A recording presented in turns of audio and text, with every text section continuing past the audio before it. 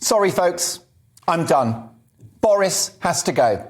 Notwithstanding the investigation into Partygate, which is taking longer to complete than the Sistine Chapel, damaging revelations reported in today's Mail on Sunday suggest that this freedom-loving Prime Minister, or so we're told, was actually planning to cancel Christmas and fold to the sage scientists after all.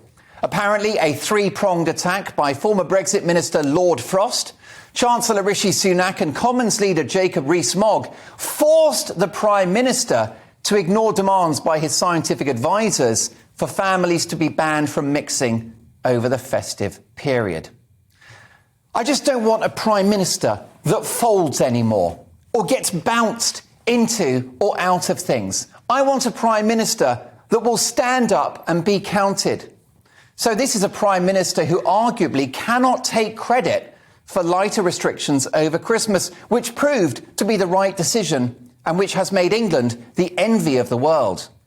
If it was Rishi Sunak that was decisive here, then I think he should be in charge of the country, not Boris. If it was his policy, why not put him in charge? It's like Cyrano de Bergerac. Do you remember that story? Give me the guy who's writing the words, not the one who's saying them out loud. We know that Rishi Sunak has been pushing back on restrictions since the start because he's the Chancellor and he knows the economic damage. He has seen the books and they don't make for good reading. This financially incontinent Prime Minister couldn't run a piggy bank, let alone the fifth biggest economy in the world.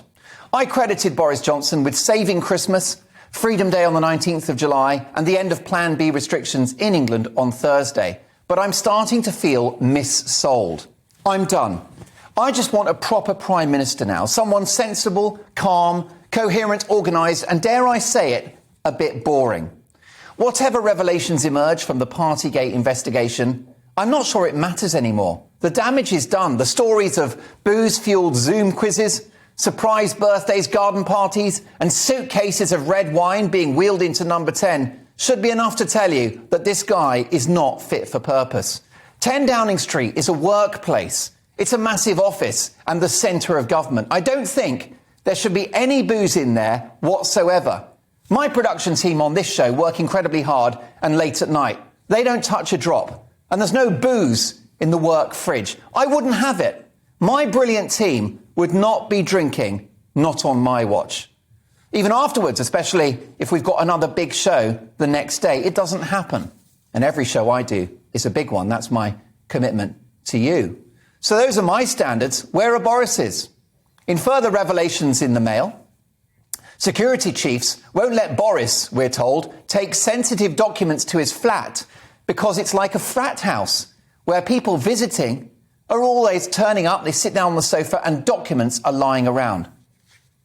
It's not good enough. Number 10 is the centre of government, not a bloody student halls of residence or a 20-something flat share. The guy's got his talents, but he has proved himself to be irredeemably weak as well. He's been in the pocket of Whitty and Valance since day one, and he couldn't even sack Dominic Cummings for Barnard Castle or Matt Hancock for his steamy CCTV scandal. Do you think that these chances would have lasted 5 minutes in a Margaret Thatcher administration? Do me a favour. Margaret Thatcher was the Iron Lady. Boris Johnson is just a plank. I do salute him for getting Brexit done and keeping Jeremy Corbyn out of Number 10, which would have been an economic and national security disaster for the country. So his place in history is secured. And we would have had more lockdowns and ruinous measures if Sir Keir Starmer had been in charge. Starmer called Freedom Day reckless, don't forget. And he asked the Prime Minister for the evidence justifying ending Plan B. But Boris is chaotic, erratic, and his so-called diet after his brush with COVID death appears to be going about as well as many of his other ambitions, like levelling up the country and tackling bonkers, extreme political correctness. Remember, our Prime Minister can't even say that only women have a cervix, while he has got no backbone. Then there's the crazily expensive and scientifically debatable green agenda that no one voted for. And he locked us down far too often and for too long. What's the point in having liberal principles if you don't lead by them? And what bothers me about Boris is his lust for self-preservation, which means a potential increase in spending that the country can't afford as he buys off backbenchers with a few million here and a few million there to save his own skin.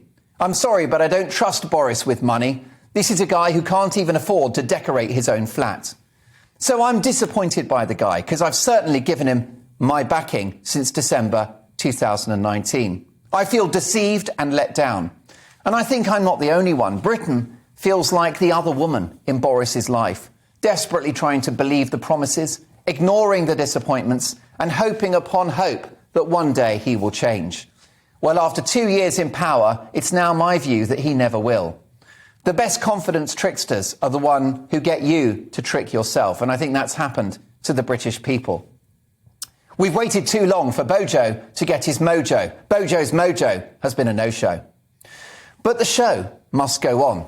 The 2 or 3 years between now and the next election are, in my view, the most important for this country since the end of the Second World War. Emerging from the pandemic and the biggest recession in 300 years, a spiralling NHS waiting list, a colossal national debt, a mental health tsunami and a generation of damaged kids. We need a steady hand at the tiller and a grown-up in the room.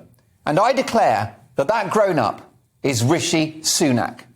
Extremely intelligent, famously hard-working and a great communicator, he would be our first Prime Minister from an Asian background. Born in Southampton to British Indian parents who had emigrated from East Africa, his dad was a GP and his mum was a chemist. Great vocations, but hardly landed aristocracy. Sunak himself went on to make his fortune in the city. That financial background, plus his impressive stewardship at the Treasury, including successful policies like furlough, which saved thousands of businesses and millions of jobs, equips him well for the job. The biggest challenge for our next Prime Minister is a simple one. It's the economy, stupid. Tackling the national debt, keeping taxes low, stimulating growth, dealing with inflation, driving the huge economic potential of Brexit, saving the high street and tackling the cost of living crisis, which goes from bad to worse. Partygate or no Partygate, the party is over for Boris. It's time, gentlemen, please. The fat lady has sung and the PM's goose is cooked. He has actually stuffed himself, if I'm honest. Dishy Rishi, let's get busy. If this famously hard-working teetotaler at number 11 gets the top job, I'll drink to that. Cup of tea, obviously.